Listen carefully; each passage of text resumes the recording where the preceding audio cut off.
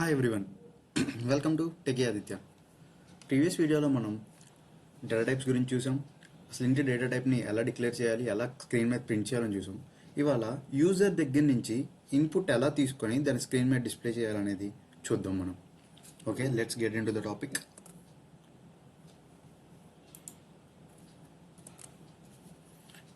దీన్ని మనం నిన్న రాసిన కోడ్, దీనిలో కొంచెం మనం చేంజెస్ చేద్దాం. నిన్న ఏం చేసామంటే, ఫస్ట్ నిన్నటి ప్రీవియస్ వీడియో అందరికీ తెలిసిందే. ఒక ఇంటి డేటా టైప్ క్రియేట్ చేసాం. ఇవాళ యూజర్ నుంచి రీడ్ చేయాలి. ఫస్ట్ రీడ్ చేసే ముందు మీకు మనం ఏం చేస్తాం, ప్రింట్ఎఫ్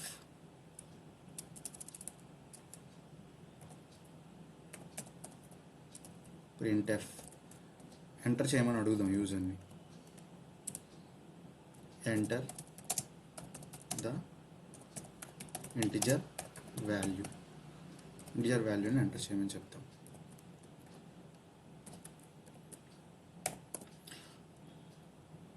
మనకి సిలో యూజర్ నుంచి ఇన్పుట్ తీసుకోవాలంటే స్కాన్ఎఫ్ అనే ఫంక్షన్ యూజ్ చేస్తాం. స్కాన్ఎఫ్లో మనం %d అని ఇస్తాం, ఎందుకంటే తీసుకోబోయేది ఇంటిజర్ వాల్యూ కాబట్టి దాని ఫార్మాట్ స్పెసిఫైయర్ %d అని ఇస్తాం.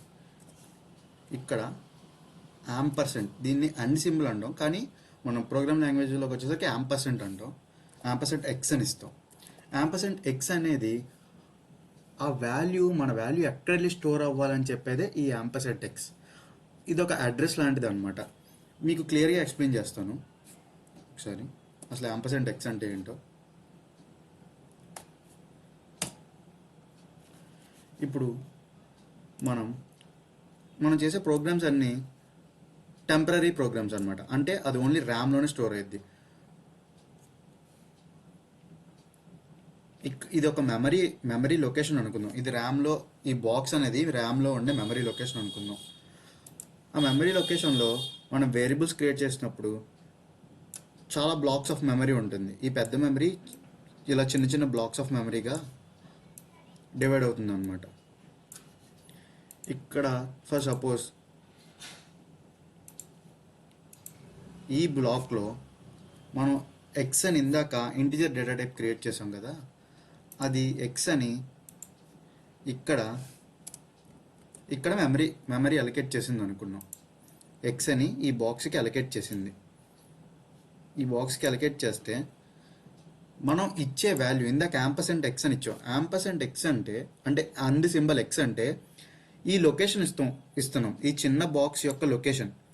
ఈ లొకేషన్లో మనం ఇప్పుడు ఏ వాల్యూ ఇస్తున్నామో అది వచ్చి ఈ బాక్స్లో స్టోర్ అవ్వాలని చెప్తున్నాం అనమాట. మీకు అర్థమైంది కదా? ఆ బాక్స్లో ఆ వాల్యూ అనేది వచ్చి స్టోర్ అవ్వాలి అని చెప్తున్నాం. ఇచ్చాం. మళ్ళీ ఇచ్చిన వాల్యూ మనం స్క్రీన్ మీద ప్రింట్ చేయాలంటే మళ్ళీ ప్రింట్ఎఫ్ రాస్తాం. ప్రింట్ఎఫ్ ఏం రాస్తాం, %d నేను రాసిందే. మనం ఎందుకంటే ప్రింట్ చేసేది ఇంటిజర్ వాల్యూ కాబట్టి. ఏ వాల్యూ ప్రింట్ చేస్తున్నాం, ఈ ఇంటిజర్ టైప్లో మనం ఎక్స్ అనే వాల్యూ ఒకటి డిక్లేర్ చేసాం, దానిలో స్టోర్ చేసిన వాల్యూని ప్రింట్ చేస్తున్నాం. ఓకే, స్క్రీన్ హోల్డ్ చేయాలంటే ఏం చేస్తాం, getch అనే ఫంక్షన్ని యూజ్ చేస్తాం. ఓకే, ఇన్నటి ప్రోగ్రామ్ చేంజ్ అయ్యేది. First enter the integer value అనేది స్క్రీన్ మీద కనిపించింది. అప్పుడు మనం స్కానర్ ఫంక్షన్ యూజ్ చేసి మనం కీబోర్డ్తో ఏ వాల్యూ ఇస్తున్నామో దాన్ని రీడ్ చేస్తాం. రీడ్ చేసిన దాన్ని మళ్ళీ ప్రింట్ చేస్తున్నాం. అంతే మనం చేసేది. ఓకే, ఒకసారి కంపైల్ చేసి రన్ చేద్దాం. కంపైల్ చేసాం, రన్ చేసాం. Integer value enter చేయమంటుంది. 8 అని ఎంటర్ చేసాం. మనకి మళ్ళీ ఆ వాల్యూని ప్రింట్ చేస్తుంది. నేను 8 అని ప్రింట్ చేసా. మనం ఎంటర్డ్ వాల్యూ అని ఇంకో స్టేట్మెంట్ ఇద్దాం. పోనీ ఈ ప్రింట్ఎఫ్లో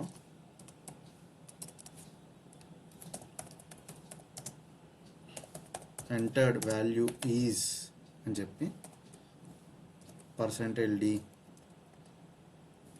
స్పేస్ ఇచ్చి %d అని ఇచ్చి ఎక్స్ వాల్యూ ప్రింట్ చేస్తున్నాం కాబట్టి ఎక్స్ అని ఇచ్చాం. ఓకే, ఇక్కడ getch ఇస్తుంది. ఓకే, సేవ్ చేసా. కంపైల్ చేసా, రన్ చేసా, ఏదో ఒక వాల్యూ ఎంటర్ చేయమంటుంది. 6 అని ఎంటర్ చేస్తాం. సపోజ్ మీరు చూసారు ఎంటర్డ్ వాల్యూ 6 అని వస్తుంది. అంటే మనం ఎంటర్ చేసిన వాల్యూ 6ని తీసుకొని దాన్ని ప్రింట్ చేస్తుంది అనమాట. ఇక్కడ మీకు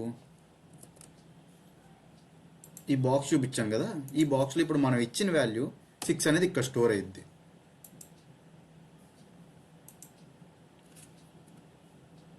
%x అంటే ఈ బాక్స్ అడ్రస్ వచ్చింది అనమాట.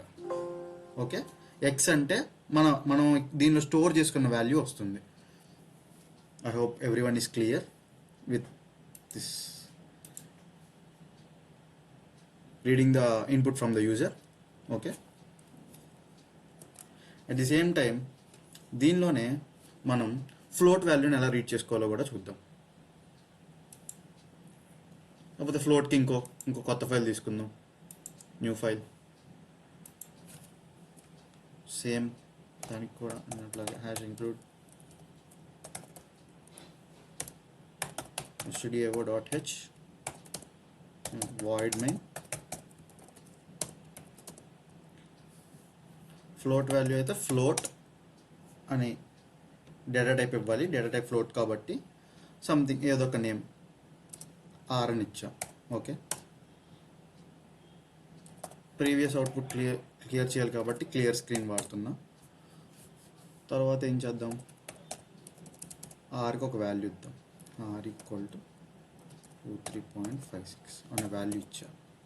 దాన్ని ప్రింట్ చేయాలి. ప్రింట్ఎఫ్ ఇంటిజర్ వాల్యూకి అయితే %d అంటే %d అనేది వాడాం. దీనికి %f అని వాడతాం ఫ్లోట్కి, కామా ఆర్. ఇక్కడ ఎందుకు ఓన్లీ ఆర్ అని ఇచ్చాం, ఎందుకంటే మనం ఏమి వాల్యూ ఇన్పుట్ ఇవ్వట్లేదు కీబోర్డ్ నుంచి, జస్ట్ ఇచ్చిన వాల్యూని ప్రింట్ చేస్తున్నాం కాబట్టి జస్ట్ ఆర్ అని ఇచ్చాం. Okay, ch. ఓకే, ఫైల్ని సేవ్ చేద్దాం. సేవ్ ఏ ఎక్స్టెన్షన్తో సేవ్ చేయాలి, .c ఎక్స్టెన్షన్తో. float_d type .c అనే ఎక్స్టెన్షన్తో సేవ్ చేసాం. ini కంపైల్ చేద్దాం. కంపైల్, నో ఎర్రర్స్, రన్ చేద్దాం. ఇచ్చిన వాల్యూ వచ్చింది. ఓకే, సేమ్ డబుల్కి కూడా అంతే.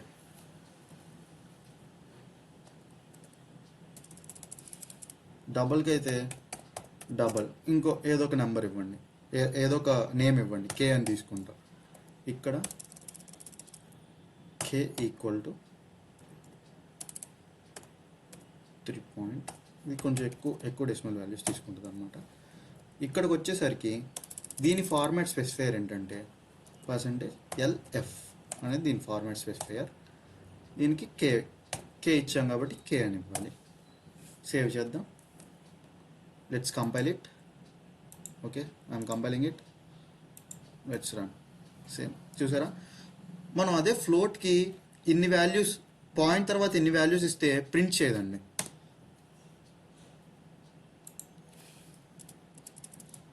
ఇది ఫ్లోట్ అని ఇద్దాం. ఫ్లోట్ కే అని ఇచ్చాం. ఓకే, ఫ్లోట్కి నేను చెప్పా కదా ఓన్లీ ఎఫ్ఏ ఇవ్వాలి. ఇప్పుడు ఈ 78899 అని ఇచ్చా, మొత్తం రాదు, అన్ని డెసిమల్స్ తీసుకోదు ఫ్లోట్ వాల్యూ. దాని తర్వాత 0 కూడా యాడ్ చేస్తుంది చూడండి, రౌండ్ ఆఫ్ చేస్తుంది ఫ్లోట్లో.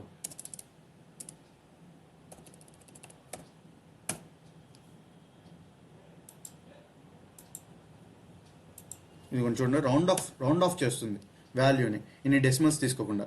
ఇదే ఫ్లోట్కి డబల్కి ఉన్న డిఫరెన్స్. ఓకే, ఇప్పుడు క్యారెక్టర్కి చూద్దాం. Same character data టైప్కి